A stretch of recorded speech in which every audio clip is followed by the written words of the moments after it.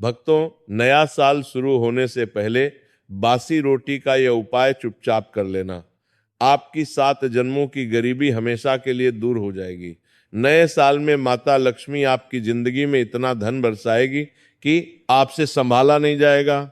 जिंदगी के सारे दुख दूर हो जाएंगे। मनचाही शादी करनी है तो वो भी हो जाएगी।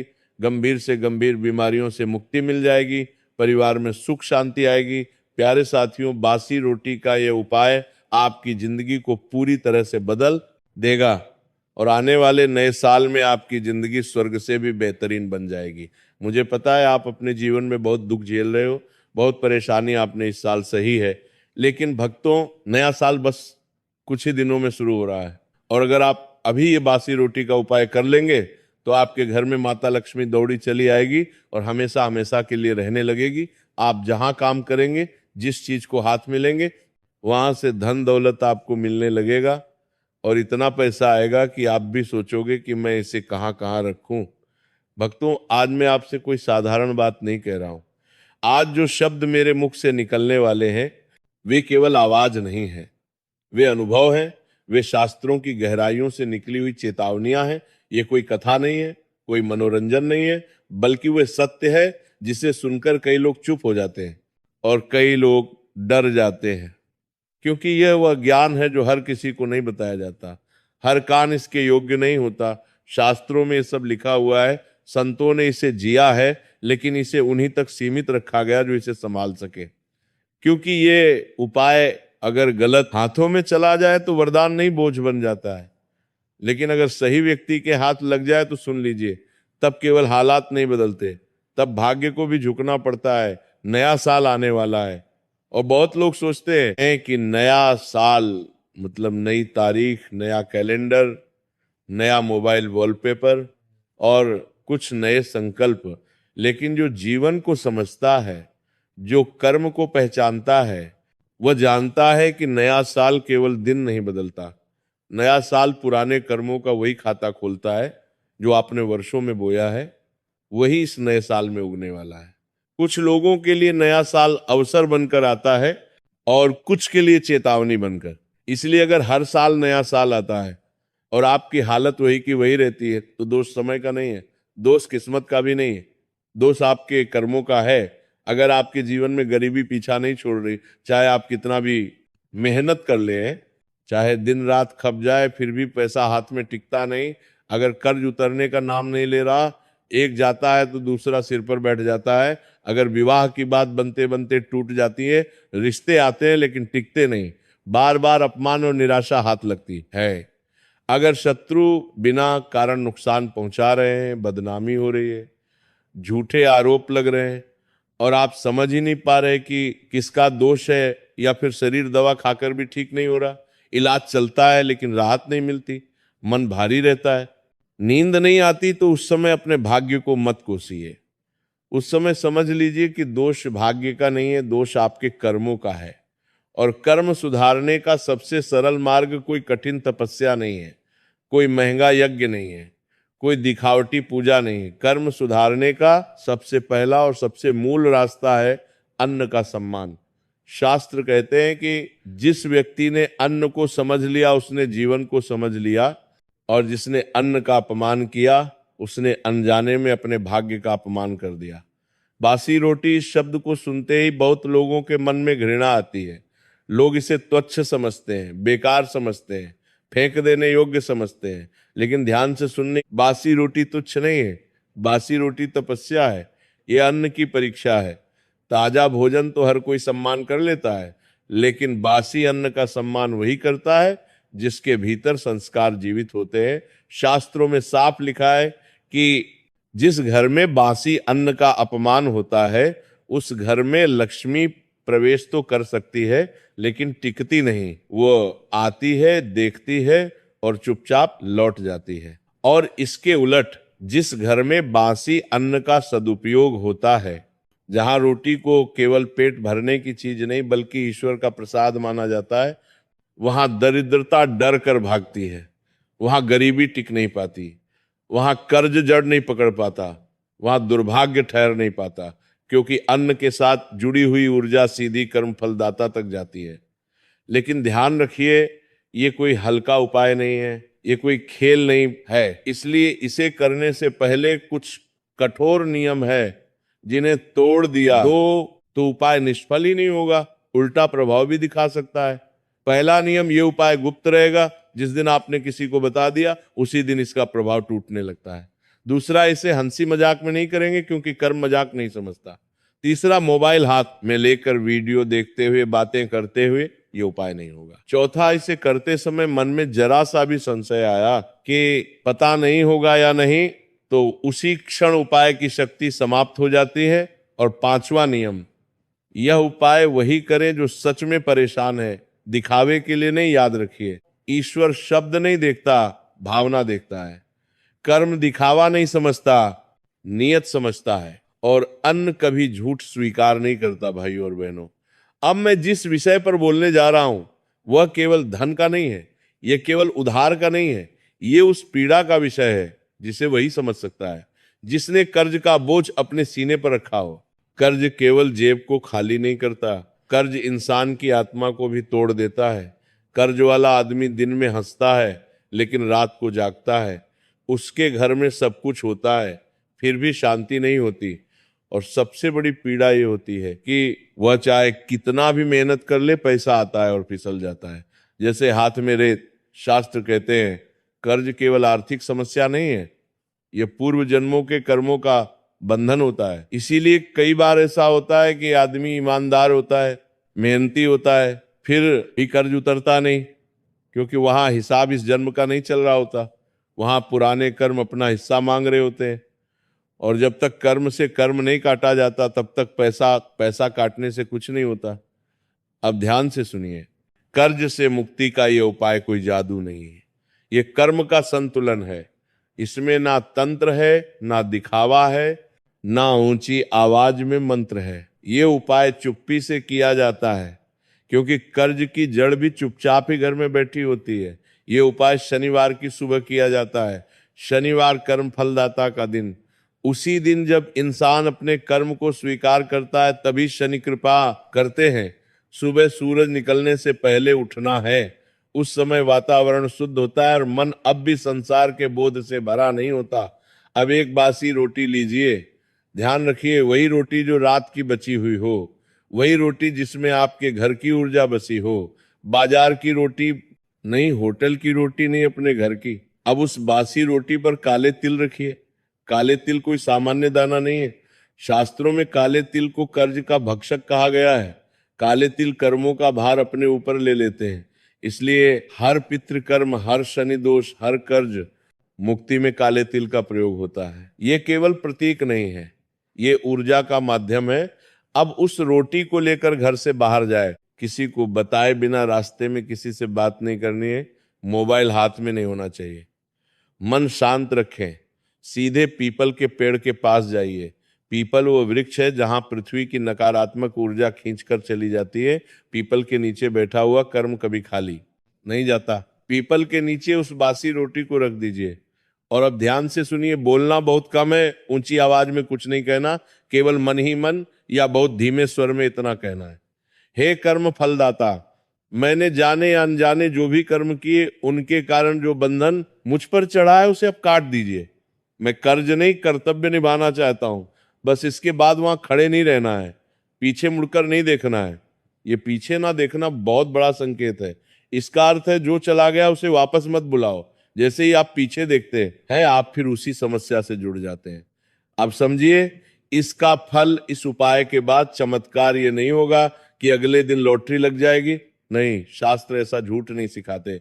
चमत्कार ये होगा कि रास्ते खुलने लगेंगे, कहीं से पैसा आने का मार्ग बनेगा, कोई रुका हुआ भुगतान वापस आएगा, कोई ऐसा व्यक्ति मदद करेगा जिसकी आपने कल्पना नहीं की होगी।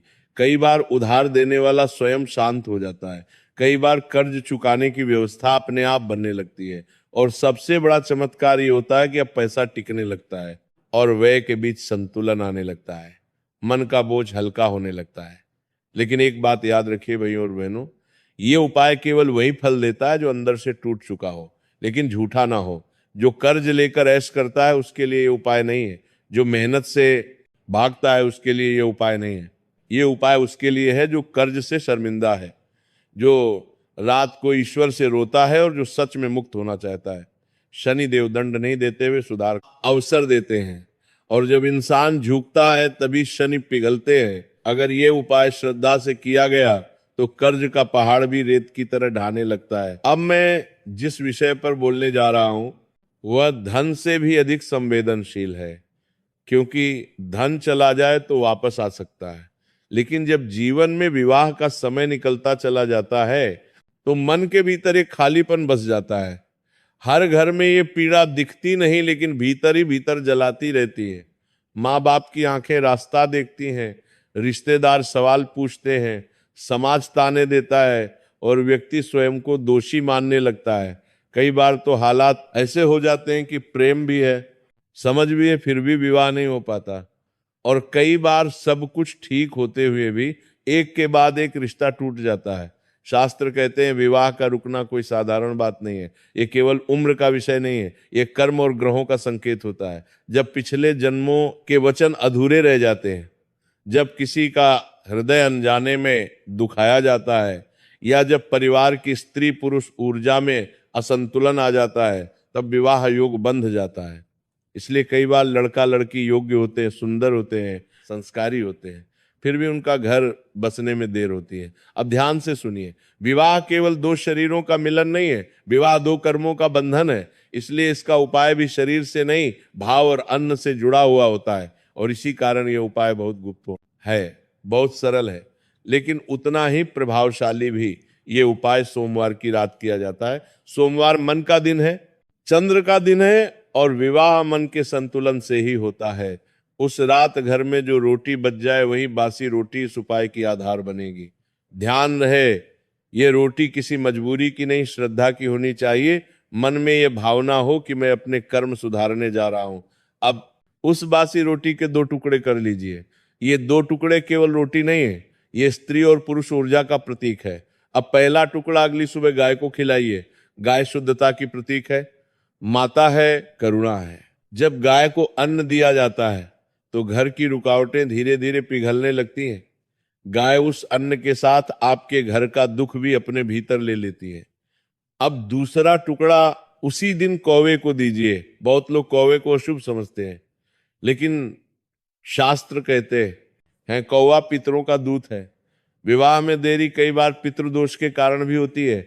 जब कौवे को अन्न दिया जाता है तो वह संदेश ऊपर तक ले जाता है कि यह व्यक्ति अपने कर्म सुधारना चाहता है, और जब पितृ प्रसन्न होते हैं तो विवाह के मार्ग अपने आप खुलने लगते हैं। अब यहाँ एक बहुत जरूरी बात समझ लीजिए, इस उपाय को करते समय कोई जल्दबाजी नहीं करनी है। मन में किसी विशेष व्यक्ति का नाम लेकर हाट नहीं करनी है। शास्त्र कहते हैं जब हम जिद करते हैं तब कर्म उलझता है। केवल इतना भाव रखें कि हे ईश्वर, जो मेरे लिए उचित हो वही शीघ्र मेरे जीवन में आए। इस उपाय के बाद जो परिवर्तन आते हैं वे धीरे आते हैं लेकिन स्थायी होते हैं। अचानक बातचीत शुरू होती है, रुके हुए रिश्ते दोबारा सामने आते हैं, परिवार का मन बदलने लगता है, और कई बार जिस रिश्ते को आप असंभव मान चुके होते हैं वही सहज रूप से संभव हो जाता है। प्रेम विवाह के मामले में भी यही होता है। विरोध कम होने लगता है, घर का वातावरण नरम पड़ता है और बात टकराव से समाधान की ओर बढ़ती है। लेकिन भाइयों और बहनों, एक बात याद रखिए, ये उपाय किसी गलत संबंध को सही नहीं करता। ये किसी छल, किसी अनैतिक रिश्ते को बल नहीं देता।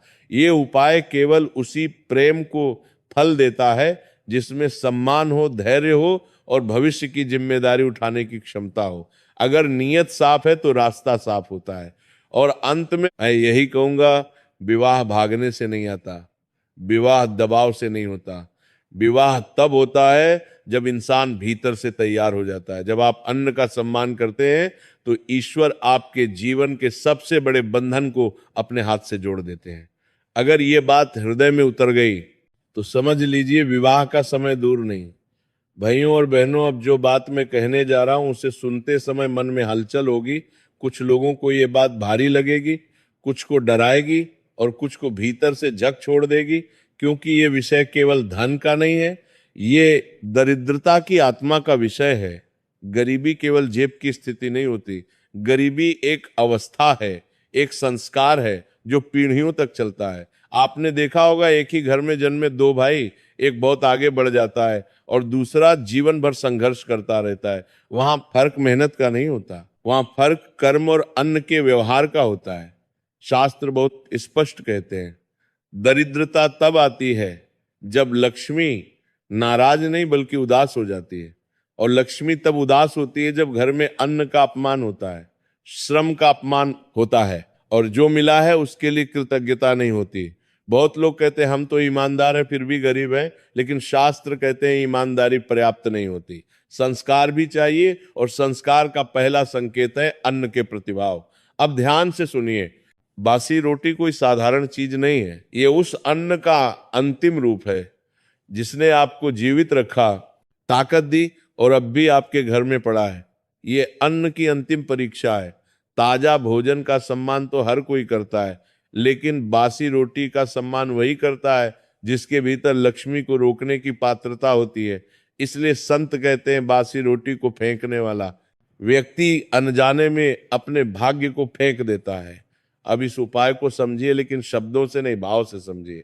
ये उपाय धन बुलाने का नहीं है, ये उपाय गरीबी को विदा करने का है, क्योंकि जब तक गरीबी जाती नहीं तब तक धन आता भी है तो ठहरता नहीं। ये उपाय गुरुवार या शनिवार की रात किया जाता है।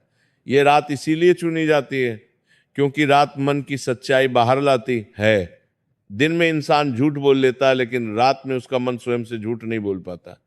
उस रात घर में जो रोटी बच जाए वही बासी रोटी साधना का आधार बनेगी। ध्यान रखिए, इस रोटी को बोझ मत समझिए, इसे ऐसे देखिए जैसे ये आपके जीवन का संदेशवाहक हो। अब उस रोटी पर थोड़ा सा गुड़ रखिए। गुड़ केवल मिठास नहीं है, ये जीवन की कटुता को स्वीकार करने का प्रतीक है। ये संकेत है कि आप जीवन में आई कठिनाइयों को भी स्वीकार करते हैं और उनसे भागना नहीं चाहते। उसके बाद उस रोटी पर चावल के कुछ दाने रखिए। चावल पूर्णता और निरंतरता का संकेत है। यह दर्शाता है कि आप आधे रास्ते से लौटने वाले नहीं हैं। अब इस रोटी को हाथ में लेकर कुछ क्षण रुक जाइए, आंखें बंद करिए और अपने जीवन को याद कीजिए। कहाँ कहाँ पैसा आया और कहाँ कहाँ बह गया, कहाँ मेहनत की और कहाँ परिणाम नहीं मिला। और फिर मन ही मन यह स्वीकार कीजिए कि कहीं ना कहीं मुझसे भी भूल हुई है। यही स्वीकार इस उपाय की आत्मा है। अब सूर्योदय से पहले घर से बाहर निकल जाइए, किसी को बताए बिना। यह गुप्तता इसलिए आवश्यक है क्योंकि लक्ष्मी दिखावे से नहीं आती। रास्ते में किसी से बात नहीं करनी है, मोबाइल नहीं देखना है। मन को शांत रखते हुए ऐसे चलिए जैसे आप कोई भारी बोझ उतारने जा रहे हो।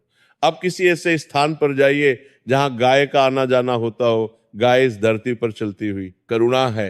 जब आप गाय के मार्ग पर अन्न रखते हैं तो वह अन्न केवल गाय तक नहीं जाता, वह आपके कर्मों की सूचना ऊपर तक पहुंचाता है। उस स्थान पर बासी रोटी रख दीजिए। गाय दिखे तो उसे स्वयं खिला दीजिए, और अगर ना दिखे तो भी चिंता मत करिए, नियत पहुंच चुकी होती है। अब बहुत धीमे स्वर में या केवल मन में इतना कहिए, हे अन्नपूर्णा माता, मैंने कभी जानकर कभी अनजाने में अन्न, श्रम और समय का अपमान किया। आज मैं वो बोझ आपको सौंपता हूं। मेरे जीवन से अभाव का संस्कार निकाल दीजिए और मुझे धन नहीं धन के योग्य बना दीजिए। इसके बाद वहां रुकना नहीं है, पीछे मुड़कर नहीं देखना है। ये पीछे ना देखना बहुत गहरा संकेत है। इसका अर्थ है अब आप पुराने अभाव को दोबारा देखने नहीं जा रहे। अब समझिए इसका प्रभाव। ये उपाय आपको अचानक अमीर नहीं बना देगा, लेकिन ये आपको गरीब रहना असंभव बना देगा। धीरे धीरे ऐसे अवसर आने लगेंगे जिन पर आपने पहले ध्यान नहीं दिया था। खर्चों में अपने आप संयम आएगा, हाथ में आया पैसा रुकने लगेगा, और सबसे बड़ा परिवर्तन ये होगा कि आपके मन से डर निकलने लगेगा, क्योंकि दरिद्रता पहले मन में रहती है फिर जेब में उतरती है। लेकिन भाइयों और बहनों, एक अंतिम सत्य समझ लीजिए, ये उपाय उस व्यक्ति के लिए नहीं है जो बिना मेहनत के धन चाहता है। ये उपाय उस व्यक्ति के लिए नहीं है जो दूसरों को ठग कर आगे बढ़ना चाहता है। ये उपाय उस व्यक्ति के लिए है जो मेहनत करता है लेकिन भीतर से टूट चुका है। लक्ष्मी माँ रास्ता नहीं खोजती, वे पात्र खोजती हैं, और जब पात्र तैयार हो जाता है तो धन को आने से कोई नहीं रोक सकता। जिस दिन आपने रोटी को बोझ नहीं वरदान समझ लिया, उसी दिन से गरीबी ने आपके जीवन में अपना स्थान खो दिया। अगर ये बात आपके भीतर उतर गई तो समझ लीजिए सेठ अब अभाव नहीं, अब अपारता की बारी है। भाइयों और बहनों, अब जो विषय मैं छेड़ने जा रहा हूं वह सबसे संवेदनशील है, क्योंकि धन चला जाए तो मन टूटता है, रिश्ते बिगड़े तो हृदय दुखता है, लेकिन जब शरीर साथ छोड़ने लगता है तब इंसान का विश्वास भी डगमगाने लगता है।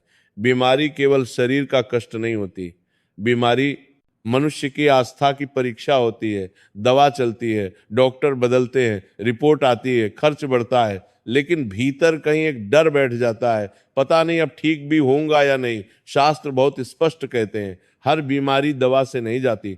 कुछ बीमारियां शरीर में नहीं, कर्मों में जड़ जमा कर बैठी होती हैं। इसीलिए आपने देखा होगा, एक ही बीमारी दो लोग, एक जल्दी ठीक हो जाता है, दूसरा वर्षों तक जूझता रहता है। फर्क दवा का नहीं होता, फर्क कर्म और मन की स्थिति का होता है। अब ध्यान से सुनिए, बीमारी तब आती है जब शरीर थकता है, लेकिन बड़ी बीमारी तब आती है जब मन हार मान लेता है, और मन तब हारता है जब भीतर अपराध बोध, डर, दबा हुआ दुख और अधूरी बातें जमा हो जाती हैं। शास्त्र कहते हैं, जब इंसान अन्न का अपमान करता है या अन्न को केवल पेट भरने की वस्तु समझता है, तब वही अन्न धीरे धीरे औषधि होना बंद कर देता है। और जब अन्न औषधि ना रहे तब दवा भी अपना पूरा असर नहीं दिखा पाती। अब इस उपाय को समझिए। ये उपाय दवा के विरुद्ध नहीं है, ये उपाय डॉक्टर के विरुद्ध नहीं है, ये उपाय कर्म और शरीर के बीच का टूटा हुआ संवाद जोड़ने का है। इसलिए इसे हल्के में मत लीजिए। ये उपाय रविवार की सुबह किया जाता है। रविवार सूर्य का दिन, सूर्य शरीर की आत्मा है, उसी से शक्ति आती है, उसी से रोग प्रतिरोधक क्षमता बनती है। उस सुबह घर में जो रोटी बची हो वही बासी रोटी इस साधना का माध्यम बनेगी। याद रखिए, ये वही रोटी होनी चाहिए जिसने आपको पोषण दिया हो, क्योंकि शरीर को वही शक्ति होनी चाहिए। अन्न ठीक करता है जो कभी उसे जीवित रख चुका हो। अब उस बासी रोटी के साथ थोड़ा सा गुड़ लीजिए। गुड़ यहाँ मिठास के लिए नहीं है, गुड़ यहाँ कटु अनुभवों को स्वीकार करने का प्रतीक है। बहुत सी बीमारियां इसलिए बढ़ जाती हैं क्योंकि इंसान अपने दुख को दबाकर रखता है। अब उस रोटी और गुड़ को लेकर किसी चींटी के स्थान पर रह जाइए। चींटी छोटी है लेकिन सामूहिक शक्ति का प्रतीक है। चींटी अन्न का अपमान नहीं करती, वह हर कण को जीवन मानती है। अब उस बासी रोटी को वहां रख दीजिए और अब बहुत ध्यान से सुनिए। इस क्षण मन में कोई शिकायत नहीं होनी चाहिए, न बीमारी से न ईश्वर से, न अपने भाग्य से। केवल एक स्वीकार होना चाहिए। मन ही मन या बहुत धीमे स्वर में इतना कहिए, हे जीवन देने वाले, मैंने जाने या अनजाने में अपने शरीर का अपमान किया, मैंने थकान को नजरअंदाज किया, मैंने दुख को दबाया, मैंने अन्न को हल्के में लिया।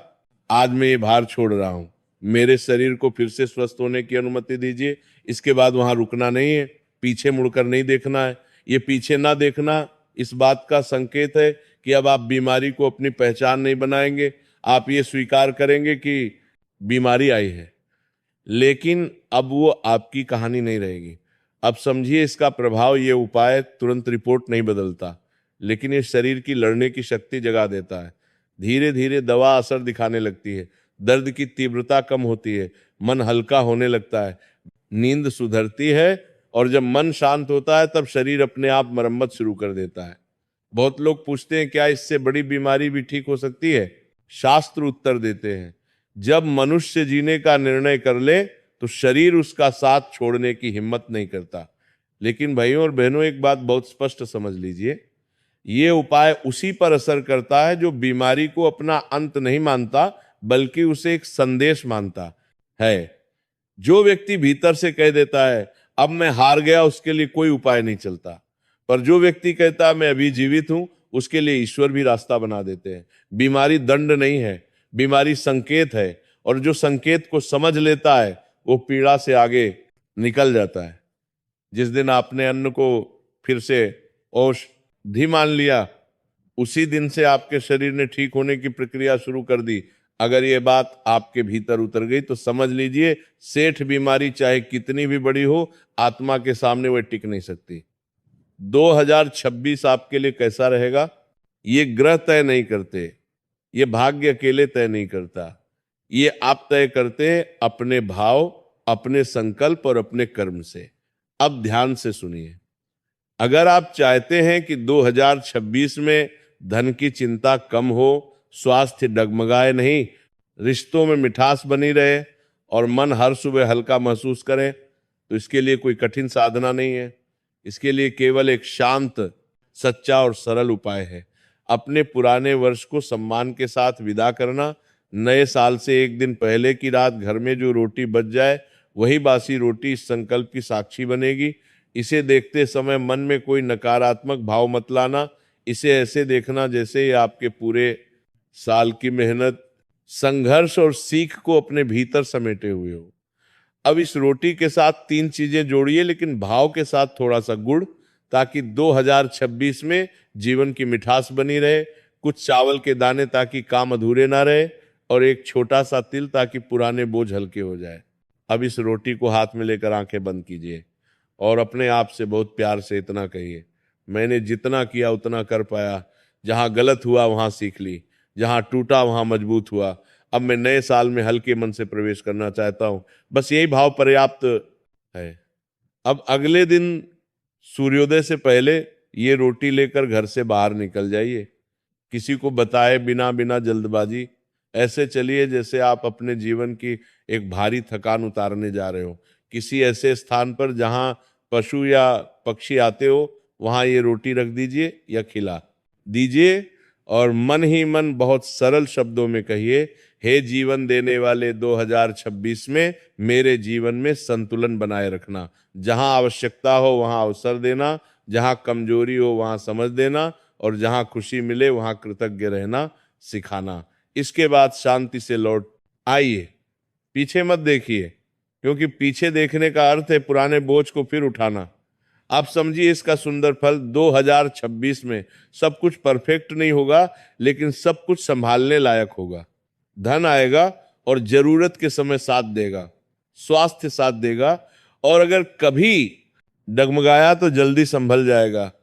रिश्तों में मतभेद होंगे लेकिन दूरी नहीं बनेगी, और सबसे बड़ी बात, आपका मन हर स्थिति में मजबूत रहेगा। और भाइयों और बहनों, यही असली सब कुछ बढ़िया होना है, क्योंकि जिसके पास शांति है उसके पास सब कुछ है, और जिसके पास धैर्य है उसके लिए हर साल अच्छा होता है। 2026 आपके लिए डर नहीं, दौड़ नहीं, दबाव नहीं, बल्कि संतुलन, स्थिरता और सुकून लेकर आए। साथियों,